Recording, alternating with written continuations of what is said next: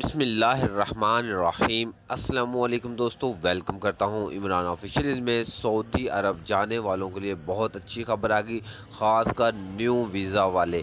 جتنے بھی new visa والے پاکستان میں بیٹھے ہوئے اور ان کے ویزے ایکسپائر ہو چکے تھے، جن لوگوں کے ویزے لگے ہوئے تھے اور فلائٹ بندش کی وجہ سے ایکسپائر ہو چکے تھے، ان کے لیے بہت بڑی خوشخبری آ گئی سعودی حکومت کی طرف سے اور پاکستانی امبیسی کی طرف سے۔ بہت بڑا اعلان آ چکا ہے، اب آپ سعودی عرب کا سفر بھی کر سکتے ہیں اور ویزا آپ کا رینیو ہو سکتا ہے بغیر میڈیکل کے۔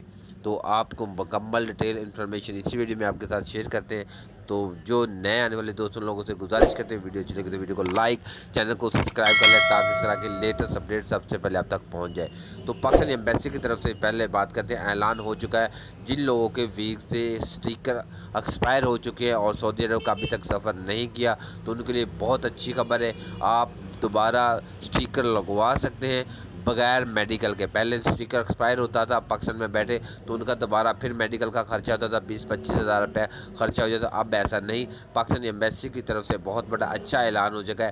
اب صرف آپ کا ویزا اگر ایکسپائر ہے تو کسی ایجنٹ کے پاس بولیں، وہ آپ کو پاکستانی ایمبیسی سے رینیو کروا دے گا، صرف 2500 فیس لگے گی۔ تو ایجنٹ کو اگر آپ نے 2، 4، 500 دینا تو اپنی خوشی سے دے دو، لیکن فیس صرف 20-2500 لگے گی۔ جو میڈیکل کا خرچہ تھا 20-25 ہزار روپے، وہ ختم ہو چکا ہے۔